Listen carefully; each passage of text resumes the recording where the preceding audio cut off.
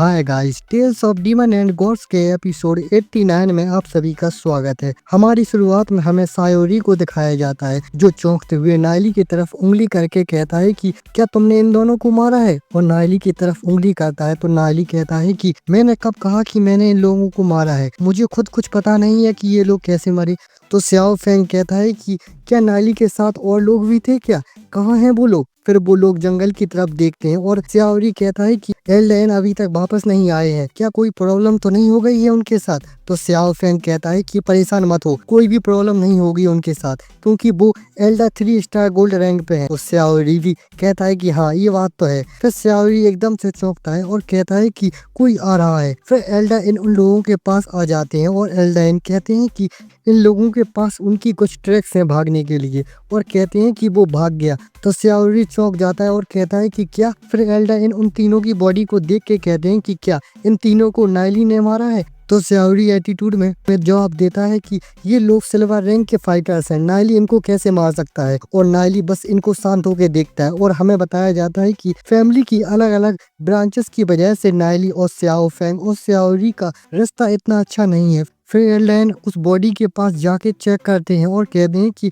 इसमें कोई भी लड़ने के निशान नहीं है, इसको बस एक ही बार में मारा गया है और इसके घाव का शेप कुछ अजीब सा लग रहा है। और एल्डाइन सोचते हैं कि इतनी आसानी से तो मैं भी इन 2 सिल्वर रैंक के फाइटर्स और एक डीमन स्पेशलिस्ट को नहीं मार सकता हूँ। फिर एल्डाइन कहते हैं कि नायली मेरे साथ चलो, तुम्हें ये सब जाके पेटियाज को बताना होगा। फिर स्याओ फेंग और स्याओरी से कहते हैं कि तुम दोनों इन बंदों की बॉडी ले जाने में हेल्प करो, और वो लोग कहते हैं कि ओके एल्डाइन। फिर वो लोग उन बंदों की बॉडी को उठा के ले जा रहे होते हैं और कहते हैं चलो। फिर वो लोग जा रहे होते हैं। फिर नायली को कोई बुलाता है कि भाई नायली। तो नायली देखता है तो अपनी छुटकी रोते हुए दौड़ते हुए आ रही होती है और कहती है कि भैया नायली तुम ठीक हो। तो नायली उसको देखता है और चुटकी के सर पे हाथ फेरता है और कहता है कि परेशान मत हो तुम, मैं ठीक हूँ। फिर रात में कुछ लोगों को दिखाया जाता है, फिर एक मैंसन को दिखाया जाता है। फिर वो सब लोग एल्डा हॉल में आ जाते हैं और बाकी सब लोग कहते हैं कि देखो एल्डा वापस आ गए हैं, और कुछ कहते हैं कि क्या सच में हमारे यहाँ डार्क गिल्ड के लोग आए थे। और सब लोग देखते हैं। फिर एल्डाइन और नायली और स्याओरी और सब लोग आ रहे होते हैं। फिर एल्डाइन झुक के ग्रीट कहते हैं पेटियाज को। फिर एक बुड्ढे को दिखाया जाता है जो इस क्लान के पेटियाज होते हैं और वो कहते हैं कि नायन क्या हुआ। फिर इस बुड्ढे के बारे में बताया जाता है कि ये हेवनली मार्क्स फैमिली के पेटियाज हैं और इनका नाम नाई हाई है। फिर एल्डाइन कहते हैं कि पेटियाज ये 3 लोग डार्क गिल्ड से हैं और कहते हैं कि ये पक्का ही कुछ चुराने आए थे, और कहती हैं कि 2 लोग मारे गए और एक भाग गया। और स्याओ फेंग उनकी बॉडी को जमीन पर रख रहा होता है। फिर पेटियाज उन 2 बंदों की बॉडीज को देख के कहते हैं कि ये अच्छा है कि बस ये 3 लोग ही आए थे, ये लोग पक्का ही अपनी फैमिली के सिचुएशन को पता करने आए होंगे, इनकी सिचुएशन कैसी है। और कहते हैं कि डार्क गिल्ड पूरी ग्लोरी सिटी के दुश्मन है, और कहते हैं कि अभी कुछ दिन और ज्यादा पहरेदारी बढ़ा दो। तो सब लोग कहते हैं जी हाँ। फिर पेट्रियाज एल्डा इनसे पूछते हैं कि क्या तुमने इन लोगों को मारा है। तो एल्डा इन कहते हैं कि नहीं, जब मैं वहां पहुंचा वो लोग पहले ही मारे हुए थे। और कहते हैं कि जो बच के भाग गया वो 5 स्टार रैंक डीमन स्पेशलिस्ट था। और नायली को देख के कहते हैं कि और बस नायली ही वहां पर अकेला था उस टाइम। तो पेटियाज नायली को देखते हैं और नायली के फादर भी ये सब देखते हैं। तो फिर नायली भी पेटियाज को ग्रीट करते हुए कहता है कि मुझे भी कुछ पता नहीं है वहाँ क्या हुआ, बस मैंने कुछ शैडो के स्लैश देखे। तो सब लोग चौंक जाते हैं और कहते हैं क्या शैडो के स्लैश, क्या वहाँ और कोई भी मौजूद था क्या। तो पेट्रियाज कहते हैं कि इन दोनों को एक ही बार में मारा गया और इनके फेटल पॉइंट पर एक ही बार से इनको निपटाया गया। और कहते हैं कि इनके घाव भी बहुत अजीब है, ये हमारी फैमिली में से कोई नहीं है जिसने इनको निपटाया है। फिर पेट्रियाज कहते हैं कि इस मामले को अब इतना भी चिंता का कारण बनाने की आवश्यकता नहीं है, इम्पोर्टेंट तो यह पता लगाना है कि डार्क गिल्ड के लोग यहाँ क्यों आए थे, और हमें अपनी सुरक्षा के कारण से हमें अपनी सुरक्षा को बढ़ाना होगा, हमें अलर्ट रहना होगा। तो एल्डाइन कहते हैं समझ गया मैं। फिर वो लोग खड़े होते हैं तो कोई कहता है कि नायली। फिर इस टकले बुड्ढे को दिखाया जाता है जो कहता है कि नायली तुम कब वापस आए। तो नायली कहता है कि एल्डा नाई भाई टकला ये हमेशा मुझे ही परेशान करता है, इसकी वजह से मुझे मेरी पिछली लाइफ में बहुत पनिशमेंट सहनी पड़ी। तो नायली उस टकले एल्डर को ग्रीट करते हुए कहता है कि एल्डर मैं बस आज ही वापस आया हूँ। तो वो टकला बुड्ढा गुस्से में कहता है कि नायली क्या तुम अपनी गलती मानते हो। तो नायली उनको कंफ्यूज होकर देखता है कि क्या कह रहा है ये बुड्ढा। तो वो बुड्ढा गुस्से में अपना हाथ पटकते हुए कहता है कि नायली तुम्हारी हिम्मत कैसे हुई मेरी बात पे ये सब कहने की। और कहते हैं कि तुम स्कूल में बिल्कुल भी पढ़ाई पे ध्यान नहीं दे रहे हो और बस स्कूल में परेशानी पैदा कर रहे हो। और कहते हैं कि मैंने सुना है कि तुमने सीगेट फैमिली के डायरेक्ट डिसेंडेंट से पंगा लिया है और कहते हैं कि इसकी वजह से वो लोग हमें दिक्कत दे रहे हैं और इसकी वजह से हमें हमारे बिजनेस में भी बहुत नुकसान सहना पड़ा। और बाकी लोग ये सुन रहे होते हैं तो पैट्रियार्क भी चौंकते हुए कहते हैं कि क्या ये सच है। तो नायली इधर उधर देखता है और फिर झुक के कहता है कि हाँ ये सच है। लेकिन तो फिर वही टकला बुड्ढा कहता है कि तुम मार्क फैमिली के बेटे होने के कारण तुमने हेवनली मार्क फैमिली के नियमों को नहीं माना और तुमने होली ऑर्चर्ड स्कूल में परेशानी खड़ी की, इसलिए तुम्हें तो 100 कोड़े मारने की सजा देनी चाहिए। तो स्यावरी ये देख के खुश होके कहता है कि हाँ हाँ हाँ हाँ, नाली को तो ग्रैंडपा के द्वारा सजा दी जाएगी।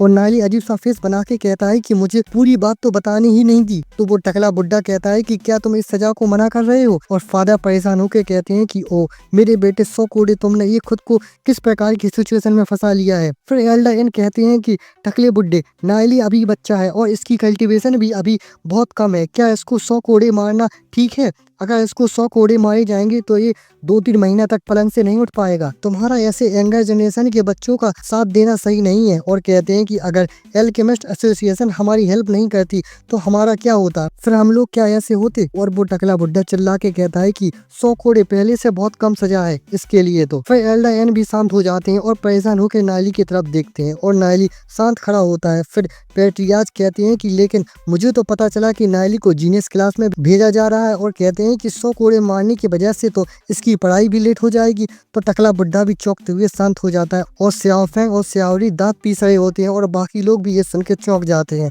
और स्याओरी तो अपना इतना बड़ा मुंह खोल के कहता है कि सब लोग जानते हैं कि नायली के पास कोई टैलेंट नहीं है, तो ये कैसे जीनियस क्लास के लिए चुना गया। और नायली भी बस उसको अजीब सा फेस बना के देखता है। फिर स्याओफेंग स्याओरी को उसके सर पे पीछे से टपली दे मारता है। फिर पैट्रियार्क कहते हैं कि कैसा हो कि हम अब नायली की पूरी बात को सुने। फिर नायली सोचता है कि लेकिन इस टाइम मुझे वापस आके कुछ अलग महसूस हो रहा है। फिर नायली आगे जाके कहता है कि पैट्रियार्क ये सच है कि मैंने कुछ तरीके से सीक्रेट फैमिली से पंगा लिया है जिससे अपनी फैमिली को परेशानी हुई है। और कहता है कि लेकिन मैंने पहले से ही अपनी प्रॉब्लम को ठीक कर दिया है। तो स्याओरी देखता है और वो टकला बुड्ढा देख के गुस्सा होता है। फिर स्याओरी नायली की तरफ उंगली करके हंसते हुए कहता है कि ये कैसा मजाक है, हम इस परेशानी से एल्केमिस्ट एसोसिएशन की हेल्प से निकले हैं, उनकी वजह से सीक्रेट फैमिली हम लोगों को दबा नहीं पाई है, इन सब में तुम्हारा क्या लेना देना है। और बड़े खुश होकर कहता है कि एल्केमिस्ट एसोसिएशन को हमारी बहुत प्रकार की हेल्प चाहिए थी, उसके बदले में उन्होंने हमारी हेल्प की, तो इसमें तुमने क्या किया ऐसा जिसमें हमारे बिजनेस में हेल्प हुई हो। फिर नायली पीछे देखता है और कहता है कि एल्केमिस्ट एसोसिएशन की जो पोजीशन है वो ग्लोरी सिटी में बहुत ज़्यादा है अगर कंपेयर करें तो 3 मेजर फैमिलीज से। और कहता है कि सोचो वो हमारी कमज़ोर सी फैमिली को क्यों हेल्प करेंगे, क्योंकि हम लोगों को पास हर्ब है और हम लोग को उगाना आता है इसलिए। और कहता है कि ऐसी बहुत सारी फैमिलीज हैं जो हमसे भी अच्छे से हर्ब को उगाना जानती हैं और वो लोग 30% प्रॉफिट प्राइस हमारी हेवनली मार्क फैमिली को क्यों दे रहे हैं। तो वो टकला बुड्ढा भी ये सुन के चौंक जाता है। और फिर पैट्रियार्क कहते हैं कि हाँ ये तो सुनने में उचित लग रहा है और कहते हैं कि ऐसा क्यों है। तो स्याओफेंग सोचता है कि ऐसा तभी हो सकता है जब नायली का इससे कुछ लेना देना हो। तो वो टकला बुड्ढा कहता है कि ये दोनों अलग अलग सिचुएशन है, इससे कोई लेना देना नहीं है कि किसने हमारी हेल्प की, दिक्कत ये है कि किसने परेशानी खड़ी की सीक्रेट फैमिली से पंगा लेके। चलो इस बार तो हम लोगों ने निपट लिया, अगर ऐसा फिर से हुआ तो फिर क्या करेंगे हम। तो एल्डर इन कहते हैं कि एल्डर मेरा मानना है कि सीक्रेट फैमिली की सिचुएशन सिंपल नहीं है, सब लोग जानते हैं कि नायली ऐसा नहीं है कि जो हर टाइम परेशानी खड़ी करे।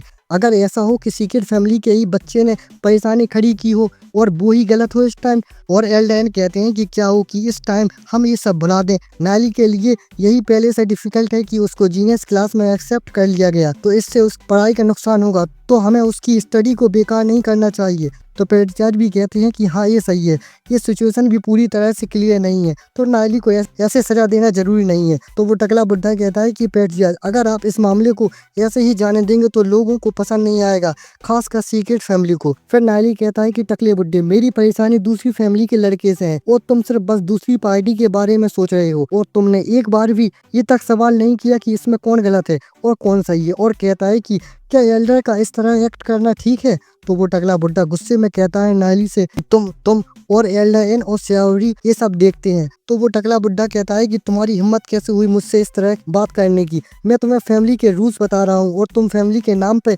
मेरे खिलाफ जा रहे हो। तो फिर नायली भी सीरियस होकर कहता है कि क्या कहा, फैमिली के रूल्स को बताना? और कहता है कि जब श्याओरी ने श्यांग फैमिली के मेंबर को पीटा था तो आपने इसको सही करने के लिए उस दूसरी फैमिली को गिफ्ट भेजे थे।